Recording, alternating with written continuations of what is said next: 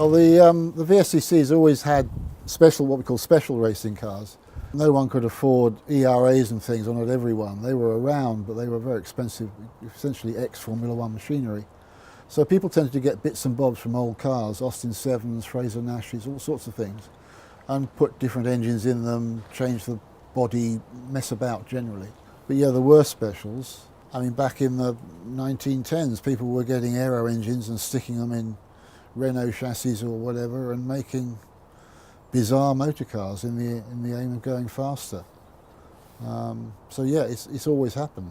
And of course the track record holder at Brooklands, the car that went fastest round there in '39, which will never be beaten now because the track stopped, was the Napier Railton, which was absolutely a special, built with an aero engine in a custom made chassis, designed just for that track. So specials have always happened. This car, the Fraser Nash Norris Special, this was originally a team car as a single-seater, but it lost its body and engine in the war and had an Alvis engine put in it. So from '48 it's raced as it is. It's a special, it's a Bitzer, but it's a very well-known car and it's been around for a long time. Because this is winter, so I'm mid-engine rebuild at the moment. This is the Alvis engine, 6-cylinder, 7-main bearing crank, lovely solid engine. A little bit heavy, but it does the job. It's very reliable normally. And we're just putting it back together over the winter from a rebuild. Got the head, the block, crankcase, pile of pistons here, all ready to go back in. So probably about a couple of days to put that back together and another couple of days to put it back in the car. And then we'll be up and running, ready for the next season. Now for VSCC, Brooklands was over really when the VSCC started. It was post-war, is the bulk of the racing. And they race at all the big tracks really, Silverstone, Alton Park, Cadwell, Mallory. We tend to like the smaller club circuits like Mallory and Cadwell more because they're smaller and fun and somehow more clubby. The big autodromes like Silverstone, although I quite enjoy it, a lot of the club guys don't because it's just big and wide. Whereas someone small like Cadwell has everything, hills, tight bends, fast bits. It's a nicer track. People are still building cars now. It's largely a cost thing. You know, a lot of people can't afford to go out and buy a vintage car or a post-vintage car because there's still a lot of money. Even something like this, although it's a special, it's a considerable amount of money because it's got some history. Whereas you could build something like this for probably, I don't know, half the cost of what it would cost to buy one. And it's a way to go racing, and VSCC racing is extremely cost efficient. I won't say it's cheap, but it's cost efficient compared to other racing.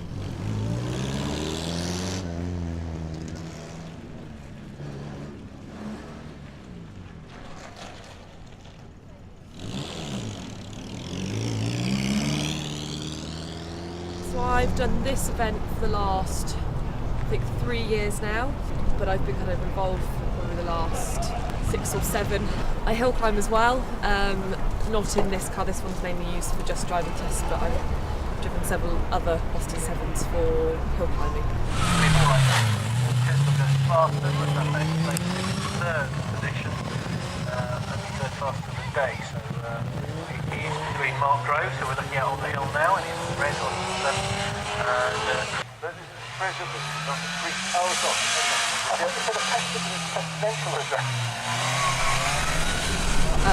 My boyfriend races and hill climbs, so I come along and help him out as much as I can really. But so I've started off with the driving tests and have then progressed into the hill climbing. Wanted to get to know how to drive the cars a bit better and understand how they work, then go on to the faster stuff.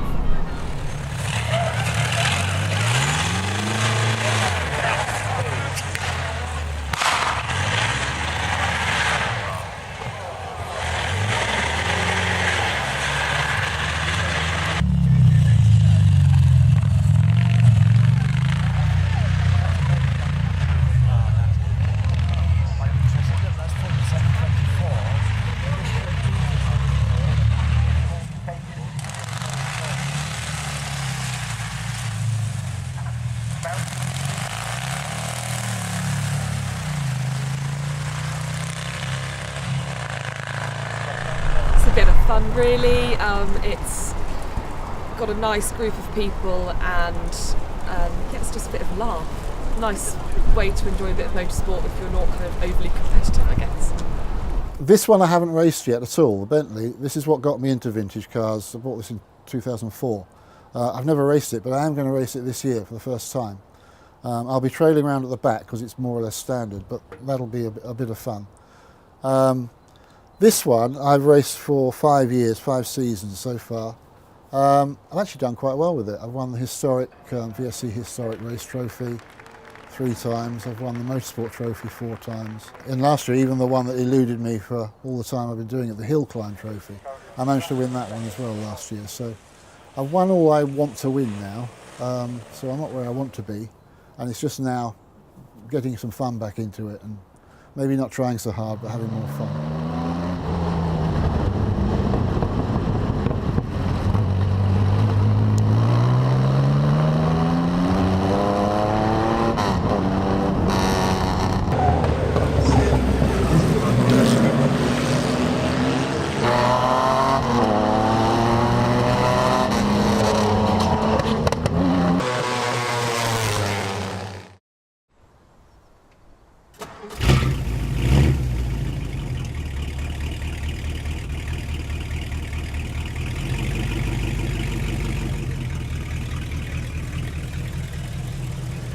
In the 50s, the hot rod scene was well established and customs grew up alongside it.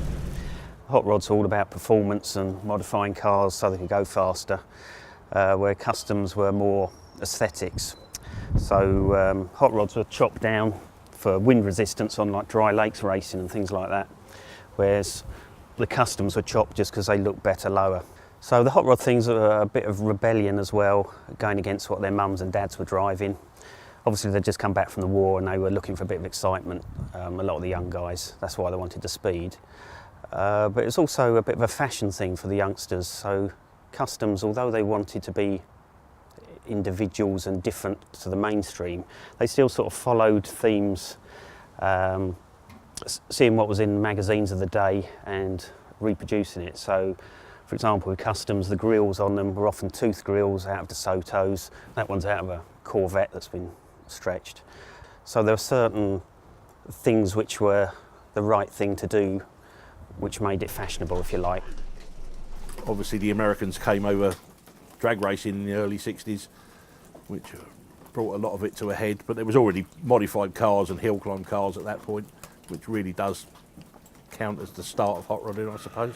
I know my own father built a 34 Ford Coupe with a console engine in it. That would have probably been the late 50s, early 60s. I got into hot rodding myself.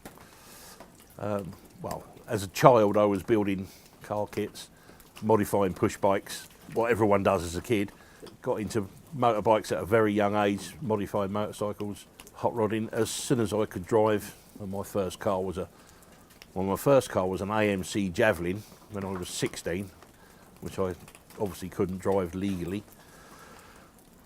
or afford to insure at the time.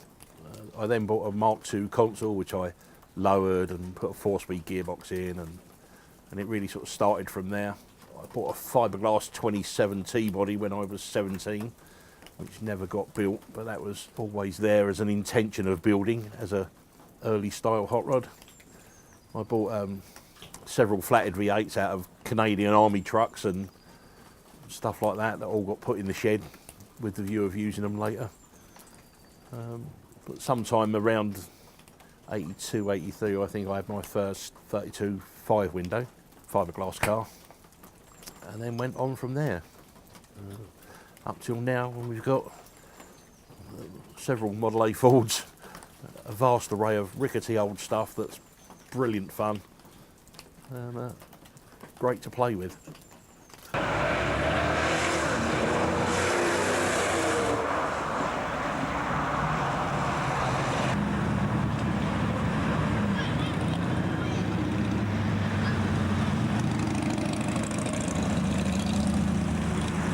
Also, the paints got a bit wilder. You got flames and scallops and fade-away paints, different hues, different colours, candies and things. So it all just took off, and there were fashions throughout the 50s and 60s period.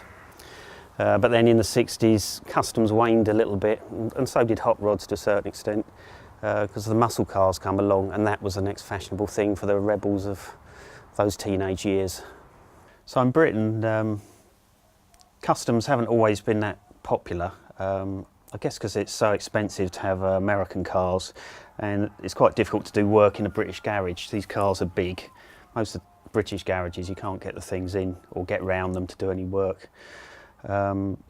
Some British people use British models that have the rounded shapes, like the old Morris Oxfords and Consuls and Zephyrs and things like that. The big influences for Britain, I think, with regards to customs and hot rods, was films like American Graffiti, even like Happy Days and things like that back in the 70s. There was a lot of films about the 50s, there was Grease and things.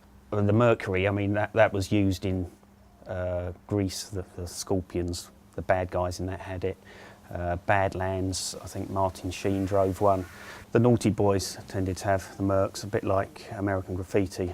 So they have a bit of an iconic sort of status to them. Other cars obviously can be customised, but basically you're looking for something that has some style to start with, because there's plenty of ugly cars from the 50s. Smoothing cars off, getting rid of the door handles was a popular thing in the 50s. The chop, basically where the roof's cut off and then lowered down with a section removed. Just gives it a sleeker line. Lowered, I mean in the old days they just put lowering blocks in on leaf suspension, and on the front, on the coils, they'd either cut some coils or just get a acetylene torch and heat them up till the car sagged. Things are done a little bit better now. There's aftermarket stuff available that's designed for purpose, and it's a lot safer probably, and the car still looks the same. Some people use airbags and modern things on a retro style car, which is fine, but I guess if you want to be a purist and you want it built to the same style as it was back in the day, you would follow the things that went on then.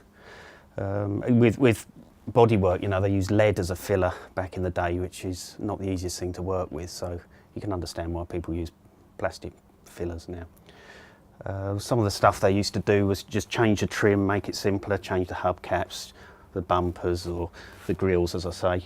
The interiors in customs tended to be a lot different to hot rods, whereas hot rods were very utilitarian and functional, unless it was a show car. You know, if we're talking about drag racing, it was strip it for weight, whereas customs are generally plush and tuck and roll interiors, or even fur, all sorts of things, leopard print, some wild stuff. The car I'm sitting on now is one of several Model A's I've got. It's a 1930 coupe that's extensively modified, different engine, gearbox, brakes, front and rear axles. The only stock part really is the body. It still has a beam front axle like a Model A, but it's a 32 axle with 40 forward brakes, hydraulically operated. It's got a Rover V8 and auto gearbox. Do a lot of miles in these cars, so this particular car is kind of built to sit on the motorway at 70 mile an hour and eat up the miles. We regularly do runs to North Wales and Norfolk, and you know, you sat in a car for 4 or 5 hours at a time. It really does need to keep up with the traffic, stop okay. Obviously it's got to look good as well, so most of the time modifications are part necessity, part looks, and part ingenuity. So it's all in there somewhere. Obviously, when you get a few people together who are into the same thing, clubs form. So in Britain, customs, there was a UK customs club.